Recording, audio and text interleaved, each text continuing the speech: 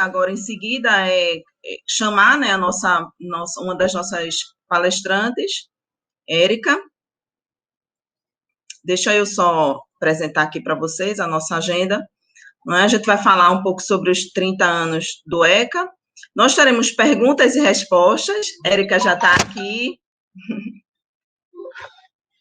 Nós teremos então a fala de Érica e de Salomão. Em seguida, nós teremos as perguntas e respostas, né? E faremos um sorteio de alguns livros, inclusive do nosso amigo poeta Edgar.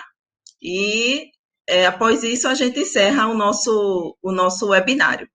Então, eu quero chamar Érica, né? Passar a palavra para a Érica, que é professora, é palestrante espírita, é doutora em Direito pela Universidade Federal de Pernambuco, e a palavra está com você, Érica. Seja muito bem-vinda. Agradeço desde já a sua presença, a sua participação. Deixa eu interromper aqui. Oi, Bárbara. Bom dia a todos que estão nos assistindo, bom dia aos colegas que estão aqui no backstage. Eu não sei se dá para ver lágrima nos olhos, mas eu me emocionei muito ao conhecer o trabalho de Edgar, não só a poesia que ele acabou trazendo para a gente, e me emocionou muito mesmo, mas por saber que isso ele leva para os presídios, né? Um lugar de tanta dor, de tanto abandono, como eu trabalho na área, né, faço pesquisa e estou sempre na rotina, né, conhecendo um pouco do sistema carcerário do nosso estado, sabe que as dores são inúmeras, e saber que tem uma sensibilidade, uma humanidade, a presença de Deus, de alguma forma, né, levada pela luz de Edgar nesses ambientes, só faz a gente ter mais esperança. Muito obrigada, Bárbara, pela oportunidade de conhecer Edgar nessa manhã de hoje. E, Edgar, muitíssimo parabéns por todos os mínimos detalhes, né, que você trouxe na sua apresentação. Vou procurar te conhecer para a gente estreitar laços e ver se a gente troca espaços aí nesses ambientes tão tristes, né? Bom, queria agradecer, né, a todos a oportunidade da manhã de hoje, dizer que é uma alegria e uma grande honra participar desse momento. Eu que tive desde o primeiro momento da AGE, né, quando meu esposo, Gustavo, teve a ideia de fundar, né, aqui em Pernambuco, seguindo o roteiro, né, que já São Paulo já tinha, Rio Grande do Sul, que foi a primeira, né, a existir no nosso país, e desde esse comecinho compartilhar esse momento, e aí chegar nessa ocasião agora sobre a gestão de Bárbara, que brilhantemente está acendendo várias luzes, né, na AGE, poder participar, muitíssimo obrigada. Bom, então, eu só queria confirmar se a minha apresentação está passando. Eu não sei se tá. Pronto, agora. Obrigada, né, os colegas. Bom, pessoal, né, então, controlar aqui meu tempo.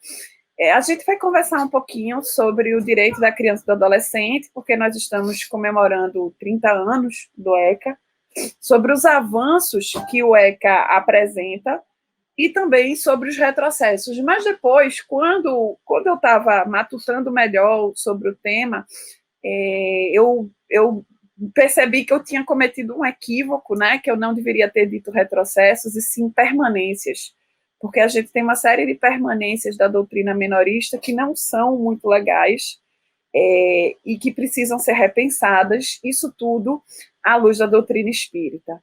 Então, eu trabalho com a área socioeducativa, tá? Então, eu faço muitas pesquisas já desde 2010, né? Eu trabalho pesquisando a área, né?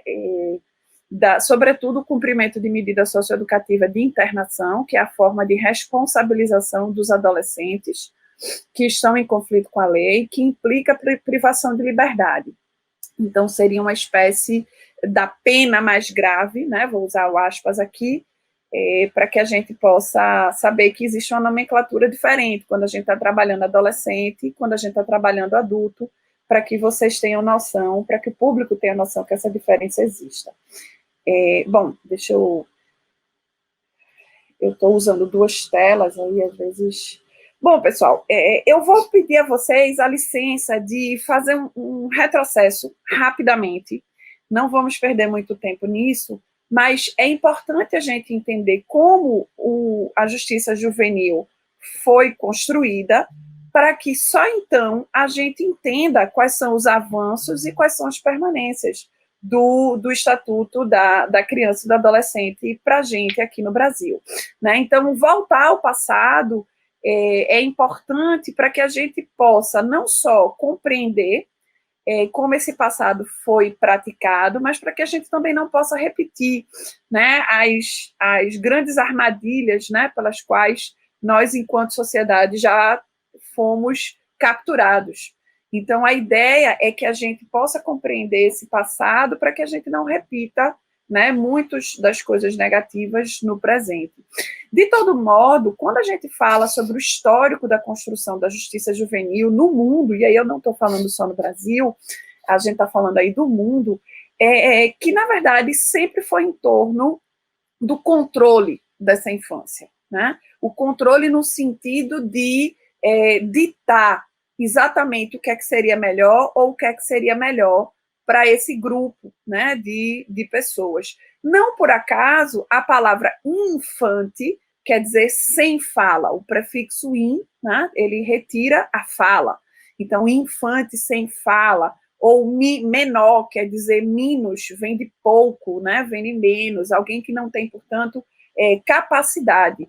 Então, a ideia da gente entender o que é o histórico da construção da justiça juvenil é porque esse menor, né, essa criança, até então chamada menor, até antes do ECA chamada menor, ela era definida como alguém sem capacidade. A gente trabalhava numa perspectiva de adultomorfismo muito grande, que significava construir a criança à luz do olhar do adulto. Definir os caminhos da criança a partir dos elementos e dos valores que o adulto estabelecia como diferente e, portanto, não a considerava como um sujeito, e sim um objeto de tratamento por parte desse adulto. Durante muito tempo, esse menor, ele não foi alvo de preocupação, exatamente porque não era relevante olhar, né, esse menor para a área jurídica como um todo. Né? Por isso que a gente menciona aqui como sendo um período da indiferença. Então, a ideia aqui, né, a ideia aqui, estava tentando pegar um laser, pessoal, para a gente... Deixa eu ver aqui se ajuda. Não está ajudando. Por isso aqui que a gente vai nomear de período da indiferença, porque não existia nenhuma preocupação jurídica específica para esse sujeito, e não era só jurídico, né? Por exemplo, na arte, se a gente for pensar na arte dos primeiros séculos, né, do mundo, quando aparecia criança, ela era um adulto reduzido, não havia ainda traços, né, infantis nas artes barrocas, nas artes em geral. Então, havia uma indiferença muito grande. Tanto que aí eu trouxe aqui um registro dessa menina chamada Mary Ellen, que foi um caso de uma garota que era muito violentada pelos pais, ela era espancada, sofria muitas violências, e a população no entorno não tinha como exigir que aquilo fosse interrompido. Não existia instrumento jurídico para evitar, né, o tipo de violência que os pais, porque estavam dotados, né, da autoridade familiar, os pais faziam com ela. E aí foi utilizado, para a gente ter noção, foi utilizado uma legislação de animais para argumentar o seguinte: olha, se os animais recebem proteção e não podem ser tratados, né, de forma violenta, por que um ser humano, que é uma criança, poderia estar sofrendo as violências desse ponto? E foi aí, então, que começou a existir houve uma intervenção do tribunal americano, né, da justiça americana na família, e essa menina foi retirada do seio familiar. Então, a gente tem a história contada, né, de Mary Ellen, por essa autora, e a gente vê que precisou se usar, portanto, uma legislação de animais que já tinha avanço para proteger, né, esse menor. Por isso a gente chama que a doutrina chama de período da indiferença. Mas começou, né, a partir do início do século, final do século XVIII, né, início do século XIX, por todo um contexto histórico, filosófico, social, né, que vivia o mundo, começou a ter início muitas preocupações com as crianças.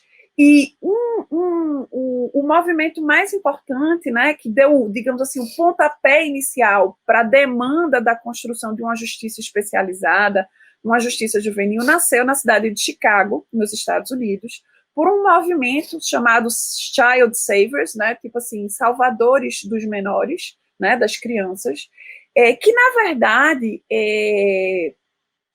partiu de um movimento, né, um movimento feminista, que era formado por mulheres. Então a gente já vê como um dos exemplos, aqui é um de vários exemplos de como os movimentos feministas, no seu início, né, na sua trajetória, puderam dar muitos impulsionamentos, né, ao desenvolvimento de direitos. E aí esse grupo de mulheres, né, Progressive Era Women, né, de Chicago, começaram a demandar, né, da justiça um modelo especializado.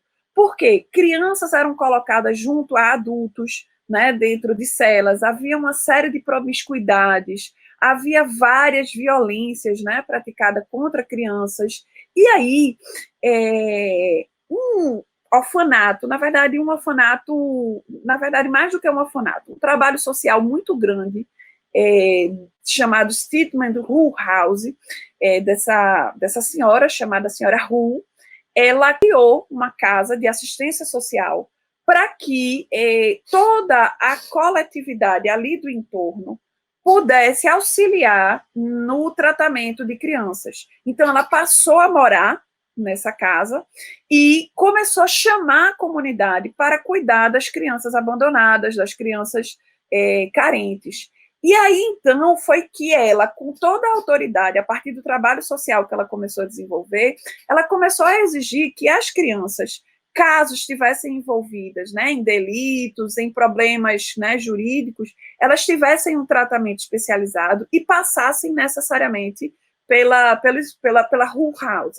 E foi então que a gente teve início, né, começou a dar início à construção de uma justiça juvenil, tanto que o primeiro tribunal de menores, que nasce em 1889, é na cidade de Illinois, né, no bairro, né, de Illinois, em Chicago. Exatamente por vejam, final do século XIX, nós estamos falando, portanto, aí de um momento já perto aí para a gente do século XX. Nasce nessa cidade a primeira justiça especializada de menores. Por que eu estou trazendo isso? Né? Por que eu estou falando isso aqui para a gente? É que a ideia da assistência, a ideia da intervenção na vida, né, de crianças e adolescentes, construiu um paradigma chamado doutrina da situação irregular. Essa doutrina que permeou o mundo inteiro foi para a gente materializada tanto no nosso primeiro Código de Menores, de 1927, como no nosso segundo código, que é o Código de 79. O que esse código vai trazer para a gente? Né? Ele vai trazer uma série de elementos que colocam, e aí eu já vou trazer esse movimento aqui para o Brasil, que colocam o menor numa situação, eu estou chamando menor de propósito, porque ainda era nomeado menor nesse momento. A gente está falando aqui, ó, já, pessoal, início do século XX, metade para fim do século XX. A nossa próxima legislação será o ECA, em 90. Então, observem que desde a nossa primeira legislação especializada até 90, a gente tem muito tempo sob o paradigma do que a gente chama de positivismo criminológico. Foi esse paradigma que autorizou que nós tivéssemos uma espécie de duas infâncias. E essa imagem aqui é uma imagem proposital para retratar que uma era uma infância inserida na família, na escola regular, considerada, né, pela coletividade, pela nossa sociedade como regular, a outra era a família abandonada, delinquente. E essa criança abandonada, delinquente, percebam que abandonado, delinquente, ela é colocada dentro do mesmo padrão, um problema social, né, que, na verdade, é muito mais do que um problema social. Esse paradigma aqui é um paradigma que, na verdade, vai dizer que a criança doente, a criança abandonada, a criança delinquente, é uma criança doente. Ela precisa, portanto, é uma ideia eugênica, é uma ideia de que ela é dotada de caracteres biológicos, né, que colocam-na numa situação de dependência e que precisa da intervenção do Estado. Então, ela, portanto, é uma criança, é um menor perigoso. E essa ideia foi o que autorizou essa imagem, a imagem real de FEBENS, foi o que autorizou a construção do Serviço do Bem-Estar do Menor, o SAM, o Serviço de Atendimento ao Menor, na época Vargas, as FEBENs, né, depois as FUNABENs, que foram, elas, na verdade, tinham como pressuposto de que a pena ela era útil e precisava reformar esses adolescentes, né, a partir de uma intervenção na vida particular, né, das famílias, por isso a ideia de paternalismo, uma intervenção muito profunda na vida particular. Era tão grande que a gente tinha dispositivos no Código de 27, assim como no Código de 79, que dizia que a situação de deficiência econômica e financeira das famílias autorizava o Estado a intervir nessas famílias para retirar essas crianças e levar para os reformatórios. Então, era essa cultura de que a pobreza era a causa, né, e era uma doença de problemas sociais que precisavam ter a intervenção dos estados, era tão forte, isso foi tão forte, que hoje, pessoal, no ECA, em 90, a gente precisou ter um artigo que diz que a condição socioeconômica das famílias não autoriza a intervenção do Estado no seio dessas famílias. É como se a gente hoje precisasse dizer assim, olha, porque a família é pobre, o Estado não pode ir lá retirar aquela criança e colocar em reformatórios. Por que o ECA precisou trazer esse dispositivo? Porque havia uma cultura muito longínqua, vejam, desde 27, de que a pobreza autorizava o Estado a entrar, né, nas famílias. Então, isso criou, pessoal, uma situação que, na verdade, colocava as crianças, né, de rua, né, como sendo problemas sociais, não por causa da pobreza, das desigualdades sociais, das faltas de políticas públicas, mas por causa da degenerescência dessas crianças, fatores biológicos. Então, percebam como isso aqui é uma poesia, já que a gente está falando aí, já começou com poesia, né? Isso aqui era uma poesia que um historiador, né, José Murilo de Carvalho, nesse livro Os Bestializados, ele traz sobre uma poesia que falava no início da década de 40, em São Paulo, que colocava todas essas pessoas no mesmo contexto: ladrão, prostituta, malandro, desertores do exército, dos navios estrangeiros, ciganas, ambulantes, trapeiros, criados serventes, ratoeiros, engraxates, carroceiros, floristas, bicheiros, jogadores, receptores. Ele continua: pivetes. O grande problema da sociedade paulista, portanto, eram meninos de rua que precisavam ser retirados das famílias, do Estado, para serem, digamos assim, assistencialmente cuidados pelo Estado. Só que, na verdade, esse cuidado, né, essa assistência que o Estado dizia exercer, na prática se converteu como uma grande retórica. Isso não era real. Não precisa a gente entrar em detalhes para mostrar como a cultura do controle, a ideia de moldar os adolescentes, porque a gente não pode esquecer que as crianças e os menores, nesse momento, vão fazer parte de um percentual muito grande da mão de obra de trabalho, né, em São Paulo, nas primeiras indústrias, nas indústrias têxteis. as máquinas, né, eram construídas a partir dos tamanhos infantis. Então, vejam, ou essa criança estava na escola, ou ela precisava ir para o orfanato, ou ela precisava trabalhar.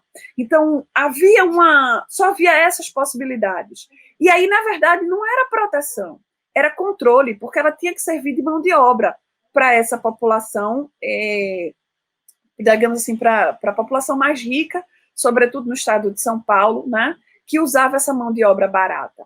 Ora, e aí, pessoal, esse primeiro código, o Código de 27, ele é construído a partir de um movimento, a partir do judiciário, que o juiz se coloca como um bom pai de família. Então, cabe ao juiz cuidar, né? E aí, pessoal, percebam, se é para cuidar, se a intervenção na vida privada desses menores é assistencial, qual é a necessidade de ter controles em termos de garantias? Em termos de, por exemplo, estar internado por prazo determinado? Não. Se é para cuidar, se é para reformar, as sentenças são por prazo indeterminado. Para que defesa? Para que contraditório? Para que discutir processualmente vários elementos, se na verdade a gente tem aí proteção discursivamente? Qual é o resultado? A gente tem uma negação das garantias penais e processuais. O Estado pode ir lá, a família é pobre, retira o menor que não está trabalhando, que não está na escola, coloca ele no reformatório, para que aí sim, né, ele possa ser disciplinado e entrar na mão de obra fabril. E aí, portanto, a gente tem uma minimização formal do controle, que, na verdade, garantia a máxima repressão, né, garantia uma punição muito grande. E isso, pessoal, esse paradigma gerou para a gente muito tempo de violência. A expressão mais, digamos assim, mais emblemática para a gente é essa imagem, né, que retrata para a gente o problema do menino de rua, né, e também vai trazer a ideia de como eram os menores tratados, e essa aqui mostra como as FEBEMs eram o resultado dessa proteção, né? Tudo isso era uma retórica levada aí por essa doutrina da situação irregular. Até que vários movimentos começaram a acontecer no âmbito internacional, e aí a gente tem uma série de normativas internacionais que vão começar a existir da década de 40, da década de 50, que a gente nomeia isso como a doutrina das Nações Unidas de proteção integral à criança. Então percebam que agora a gente já não vai mais usar a expressão menor, né, porque ele não é um minus, ele não é um pouco, ele não é um objeto, ele agora passa a ser um sujeito de direito. Ele passa a ser alguém que pode ter voz, falar, né? E a família precisa ser colocada nesse contexto. E a grande expressão que nós conhecemos mais fortemente se dá em 1989, com a Convenção Internacional das Crianças, né? Ou da criança, que vai, digamos assim, ser a base para a gente dessa doutrina da proteção integral, que é a base do que hoje nós temos do Estatuto da Criança e do Adolescente. Então, o Estatuto da Criança e do Adolescente segue a Convenção Internacional dos Direitos da Criança, que tem como paradigma o paradigma que a gente chama de filosofia do amadurecimento. O que é isso? Né? É que considera, a partir de estudos neurológicos, biológicos, psicológicos, que esse sujeito ele está em processo de desenvolvimento. Por isso a expressão de que é um sujeito em condição peculiar de desenvolvimento. E o amadurecimento dele implica uma série de processos do ponto de vista biológico, desenvolvimento de uma série de processos corporais, né, que vão gerar modificações no corpo que vão refletir em processos psicológicos, e que esses processos eles geram uma série de ansiedades. Por exemplo, a criança, ela já não tem mais, a partir do processo de crescimento, ela deixa de perceber o corpo infantil para perceber em si um novo corpo, cujo futuro, amanhã, ela ainda não sabe qual será. Ela deixa de se ver como um mero reflexo espelhado dos seus pais para construir a sua própria individuação. Então, nesse processo de amadurecimento, é claro que ela vai ter muitas ansiedades. Todos nós conhecemos os ritmos dos adolescentes. É para ontem, né? O mundo vai acabar, tem que ser muito veloz. Por quê? Porque o índice de ansiedade é muito alto, e isso faz parte do processo de amadurecimento. Então, há uma lógica de individuação que também implica rompimento de limites. O processo de individuação não sou mais a identificação dos meus pais, mas eu ainda não sei quem serei. E aí, nesse processo de rompimentos, ele precisa saber quem ele é, então ele precisa testar quais são os limites. Então, nesse processo de amadurecimento, é preciso considerar que as infrações são naturais. Romper limites faz parte do processo de individuação. E essa filosofia do amadurecimento, ela digamos assim, abarcada pela doutrina da proteção integral. É ela que está materializada na Convenção Internacional dos Direitos da Criança e no Estatuto da Criança e do Adolescente. E é por isso, por exemplo, que a gente tem que o interesse superior da criança é o pressuposto fundamental para cuidarmos desse novo sujeito de direito. É por isso que a gente não pode ter a intervenção do Estado para toda e qualquer questão que envolva a criança e do adolescente. Essa lógica da desjudicialização é dizer, primeiro é preciso ter solidariedade entre Estado, família e sociedade. Todos esses entes são responsáveis, sobretudo a família, para que possa compreender que esse sujeito está em processo de formação educacional, desenvolvimento psicológico. Então, muitas vezes a gente escuta dizer assim, mas o adolescente sabe o que faz. Sim, ele sabe o que faz. Né? Os processos midiáticos, as informações estão assim disponíveis 100%. Mas uma coisa é saber o que faz, a outra é ter maturidade para processar as consequências dos seus atos. E essa maturidade, ela não existe ainda para o adolescente. Não existe, a neurologia vem apontando que não existe ainda para cerca de 25, 26 anos. Essa maturidade, ela só vai se aproximando a partir dos 28 anos. Então, vejam, é por isso, pessoal, que a intervenção do Estado, quando o adolescente pratica um ato infracional, que seria um delito, né, numa linguagem mais comum, a intervenção de privação de liberdade, ela é a última das medidas. Ela não pode ser a primeira, né? Há um modelo de diversificação na forma de responsabilidade. Eu tenho advertência, eu tenho prestação de serviço à comunidade, eu tenho reparação de danos, eu tenho liberdade assistida, eu tenho várias formas de responsabilizar. A gente aqui não está falando em irresponsabilidade, a gente está falando em responsabilização, mas que vai ser diversa. A privação de liberdade, ela é excepcional e breve. E só pode acontecer, por quê? Porque tem que ser muito veloz. Então, é claro que isso é um paradigma de um grande avanço. E esse avanço, eu vou correr porque meu tempo, estou vendo que está acabando.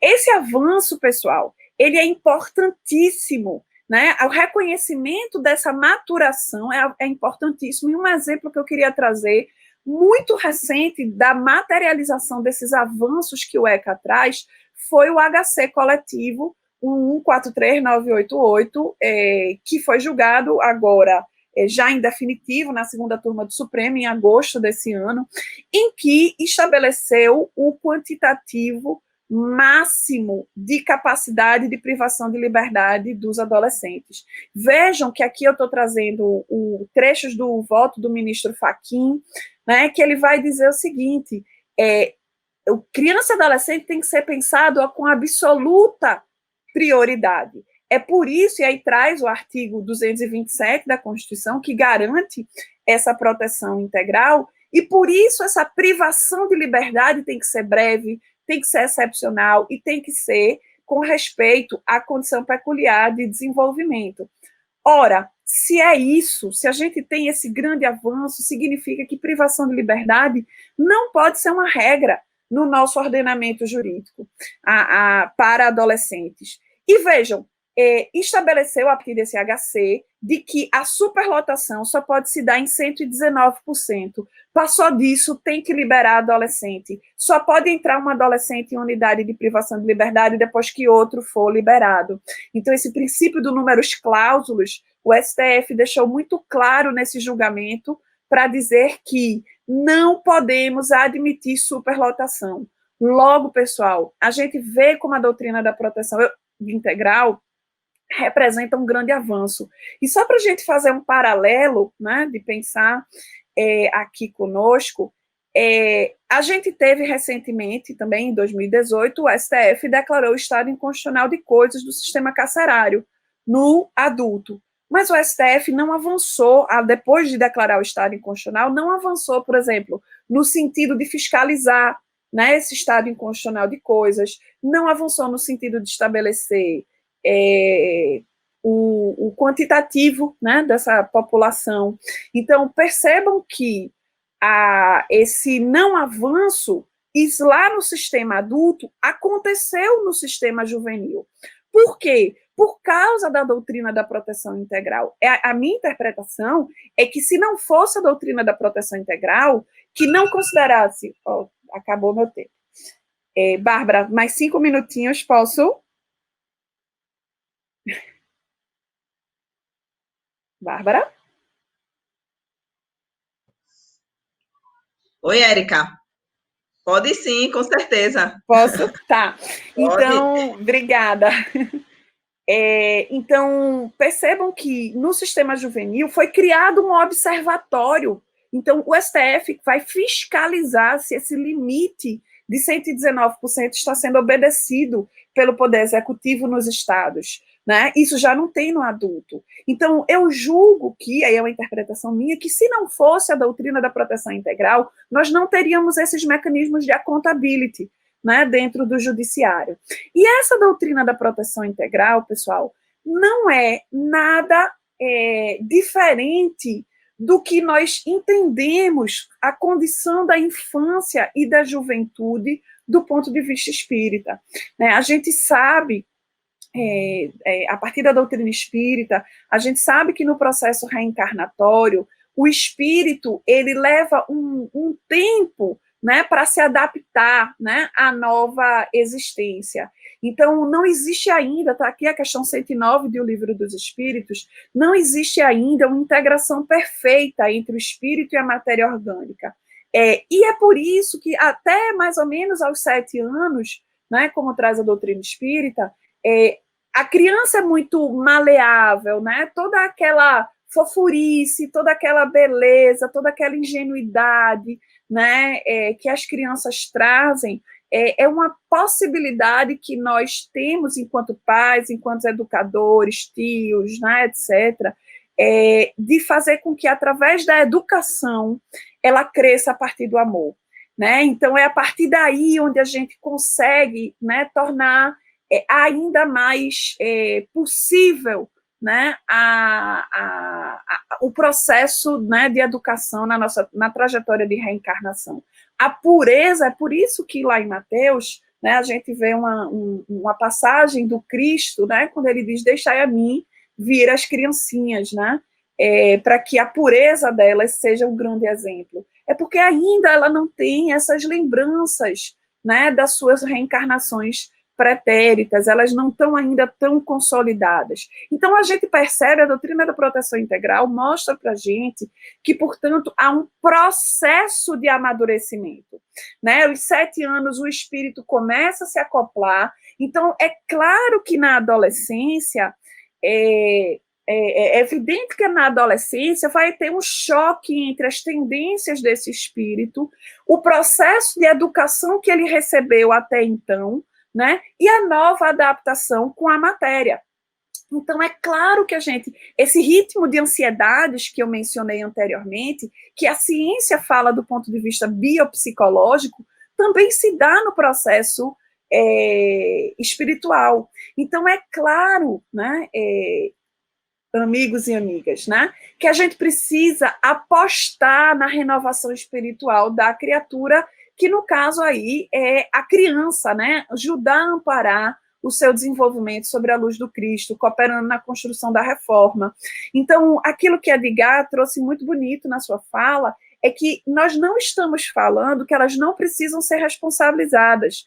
Os adolescentes, entre 12 anos completos e 18 anos incompletos, serão responsabilizados pelos seus atos, né, pelos delitos que praticarem. Mas essa responsabilização, ela precisa levar em conta toda a diversidade de possibilidades de resposta jurídica que a gente tem, né, nesse caso. Por quê? Porque ele está em processo de amadurecimento. Nós precisamos, e aí vem o que a Edgar trouxe, eles precisam ser responsabilizados, mas sem que a gente precise necessariamente julgar, nós enquanto sociedade. Os processos de julgamento são do ponto de vista formal por as autoridades competentes. E aí, pessoal, com isso, né, nós vamos estar apostando, por exemplo, apostar na evangelização, né, apostar nos processos de educação no lar, também através do nosso evangelho, que a doutrina espírita nos estimula, portanto, a perceber que não devemos apostar na defesa social. O que a gente tem de permanências na prática, né, da justiça juvenil hoje, o que indica uma espécie de retrocesso, é porque nós não pensamos da forma amorosa que o Cristo nos recomenda ao olhar a criança, isto é, no seu processo de amadurecimento. Pelo contrário, nós apostamos em defesa social. O que é isso? Afasta o adolescente, segrega, bota até pena de morte, né? Coloca ele com um tempo maior de intervenção, 8 anos, diminui a idade penal para ele ir ficar junto com adultos, porque o que tem que ser protegido é a sociedade. E aí a gente deixa de se perguntar por que ele praticou o ato infracional, quais foram as oportunidades de vida que ele teve. Então, nós precisamos evitar esse punitivismo que nos envolve enquanto sociedade. Porque essa lógica da defesa social e do punitivismo implica, no fundo, outras duas permanências: menorismos, punir o adolescente por ausências de políticas públicas, dizendo que vai proteger, quando, na verdade, a gente está vendo que é punição efetivamente, né? Essas são práticas menoristas. Eu digo que vou proteger, quando, na verdade, a gente tem punição, como era o caso da FEBEM, lá na doutrina da situação irregular. E aí a gente vê uma série de redução de garantias. Para o adolescente ser responsabilizado, é preciso que a gente tenha produção de provas, que se discuta o fato que ele fez, que se respeite a legalidade. A gente não pode admitir permanências negativas, né? Então, a gente precisa apostar em medidas, por exemplo, no meio aberto. Só que o que é que a gente faz? A gente aposta em muitas medidas em meio fechado. Vejam, a verdade disso é tão grande que quando a gente olha o levantamento anual de responsabilização, a gente vê a maioria, a gente tem um número enorme de adolescentes internados no Brasil, né? Isso, olhando dados de 2016, quase 26.500 adolescentes, né? Esse dado está defasado, porque está defasado também o levantamento anual, tá? Levando uma preocupação internacional, dizendo, olha assim, olha, no Brasil, olha o que a ONU traz, né? Medidas alternativas à detenção não estão sendo aplicadas no Brasil. Continuamos apostando no punitivismo. Não admitimos que o amadurecimento faz parte. E vejam, quando a gente vê o ato infracional praticado por esse adolescente, a maioria tem a ver com acesso à renda, roubo e tráfico de forma ilícita, mas é acesso à renda. Não são os atos infracionais mais graves, por exemplo, homicídio, latrocínio, estupro, não representam a grande maioria dos atos infracionais. Então, não é esse sujeito perigoso, efetivamente. O acesso à renda tem a ver com uma série de demandas culturais de uma lógica individualista, consumista, na qual todos nós estamos inseridos, né? E aí nós temos que enfrentar os obstáculos à responsabilização, que são obstáculos socioeducativos, são obstáculos teóricos, porque o próprio ECA ainda traz resquícios, né, da doutrina da situação irregular, trazendo uma crise de interpretação. E aí vou trazer um exemplo de algumas sentenças, né, que aplicaram medida de internação aqui em Pernambuco. Tá?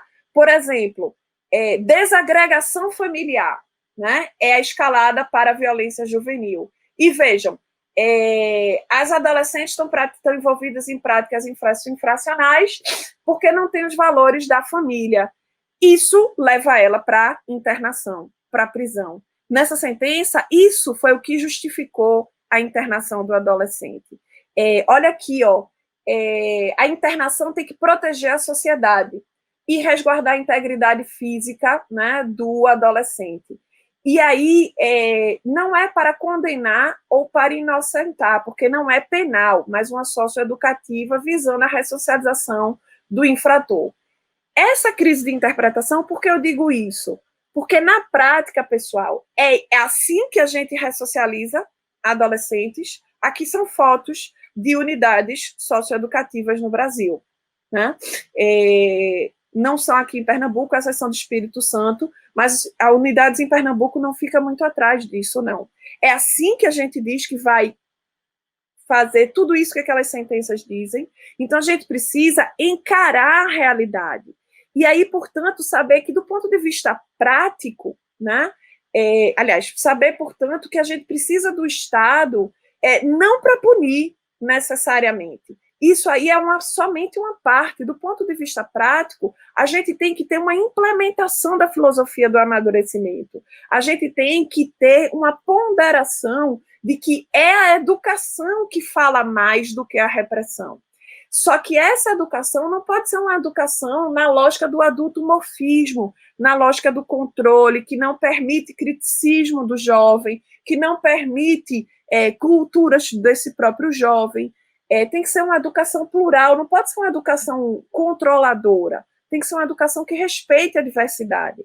Nós não, mas o que é que a gente faz? A gente tem apostado na repressão, né? Como aqui, né, trazendo uma falda, né, é que nós queremos voltar àquela ideia de controlar, né, o menor a todo custo em nome da repressão. E aí, pessoal, a gente tem que superar, entender que socioeducação é responsabilização. Isso aqui é uma foto real, né, tirada por esse relatório, né, de uma pesquisadora chamada Débora Diniz, né. A gente precisa entender que socioeducação é responsabilização e é uma responsabilização que implica privação de liberdade. Não podemos continuar apostando nisso. Por exemplo, as medidas são por tempo indeterminado. No máximo são 3 anos, mas o que são 3 anos de alguém para 15 para 18 anos? 14 a 17, né? Se ele cometeu um homicídio, se ele cometeu um roubo, se ele cometeu tráfico, esse menor vai ficar internado, né? Então, a gente precisa realmente entender que a gente precisa superar, ter esperanças, né?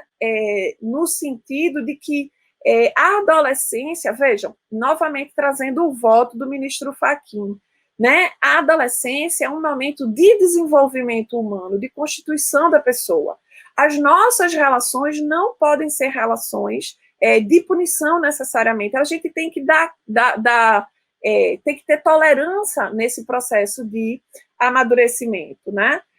A gente precisa, portanto, apostar em políticas alternativas, em políticas socioeducativas e não políticas criminais, e não em repressão, né? Como traz o ministro. E aí, caminhando para o fim, é preciso que a gente responsabilize, sim, né? Eu trouxe aqui um trecho do Evangelho segundo o Espiritismo que me faz muito me pensar muito. Responsabilizar, a gente tem que ter isso como premissa, né? Mas reprimir o mal ou desacreditar a pessoa cujos atos se criticam. Responsabilizar é reprimir o mal. não é desacreditar a pessoa, não é torná-la anulada, retirada da sua subjetividade, porque é isso que a gente vê na prática, nas audiências, muitas vezes, na execução da medida socioeducativa. Os adolescentes, eles são, eles se comparam ao nada. E qualquer intervenção, Edgar pode atestar isso, qualquer intervenção junto com esses adolescentes implica, primeira coisa, resgatar a subjetividade enquanto pessoa humana, porque eles são tão violentados desde a polícia, desde a sociedade na qual eles estão inseridos, desde as ausências de políticas públicas, que retira deles qualquer crédito, né, que eles têm deles mesmos. Então, assim, é preciso despertar a alma humana, adormecida por uma retórica funesta. Nós temos poderes ocultos, né? Temos que ter consciência de nós mesmos para realizar os nossos gloriosos destinos. E não pisando na subjetividade desses adolescentes, como a gente vê, né, na prática, nossa enquanto sociedade, na prática de vários atos institucionais, né, que retira essa subjetividade. Nós, enquanto sociedades, temos que nos orientar pelo preceito do Cristo, de amar os nossos inimigos. As autoridades públicas cuidam do processo de responsabilização. Nós, enquanto sociedade, temos que ter compaixão e socorro, né? Tanto quando nós, a travessia das trevas interiores, nos tornam de assalto, reclamam compaixão e socorro, ao invés de espancamento e censura. É isso, enquanto sociedade, que nós temos que pensar, né? Essa justiça do olho por olho, dente por dente, ela tem que encontrar o fim, né? no amor, né? Disposto à sublime renúncia até a cruz. Então, Emmanuel, né, traz essa lição para a gente, que viver com Cristo, né, e aí a gente traz aqui uma passagem de Divaldo, que viver com Cristo é conviver com o próximo, aceitando as suas imperfeições, sem ser fiscal, sem pretender corrigir, né, é preciso acompanhar com bondade, inspirar a mudança, né, cada um ao seu próprio modo. Essa é a plataforma do Cristo, né, de que glória a Deus nas alturas e paz na terra aos homens aos homens e boa vontade para todos. Então, sem isso, nós vamos continuar apostando no conflito como punição, reprimir, né, esse adolescente, como se essa fosse a única porta. Na verdade, nós temos várias portas, a gente pode ter conciliações, a gente pode ter formas terapêuticas, né? Leon Denis diz isso a gente, né? Vejam lá atrás, no século XIX, vejam o que é que Leon Denis diz. É preciso considerar que o século XXI seja o século em que a sociedade seja confiante de si, capaz de desconfiar da razão do Estado e regular-se, aliás, Leon Denis está aqui, tá, pessoal? E regular-se autonomamente, sem atrocidades, aprendendo a sair desses círculos austeros e dar livre expansão ao pensamento, pois cada sistema contém uma parte de verdade, nenhum contém um todo. Se é verdade que o mal é necessário, a prisão é necessária, ela não precisa ser um mal em si, como traz aqui o Cher. Então, meus amigos, né, queria terminar pensando, enquanto sociedade, né, uma reflexão de Leon Denis, de que o crime não é o criminoso, o vício não é o viciado, e o pecado não é o pecador. Do mesmo modo e pelo mesmo critério que o doente não é a doença. Assim como se combatem as enfermidades e não os enfermos, assim também se deve combater o vício, o crime e o pecado, e não o viciado, o pecador e o criminoso. Para varrer-se o mal da face da terra, é preciso que se apliquem métodos naturais conducentes a esses objetivos. O método natural é a educação do espírito. Com o velho sistema de castigar ou eliminar as vítimas do crime e do vício, nada se logrará de positivo conforme os fatos atestam eloquentemente. Então, pela filosofia do amadurecimento, precisamos continuar apostando nas nossas crianças e nas nossas adolescentes. O ECA é um grande avanço, e é a filosofia do amadurecimento que nós pretendemos apostar. e não a punição e a repressão. Bárbara, desculpe pelo adiantado, tomei mais minutos, né, do que me foi dado. Tentei correr, mas perdão e muito obrigada. Foi ótimo, Érica. Nós que agradecemos, né, pela sua brilhante explanação, esse dom de professora, né, que sabe explicar tão bem, de uma forma tão leve, né. A gente agradece muito, Érica, por sua participação.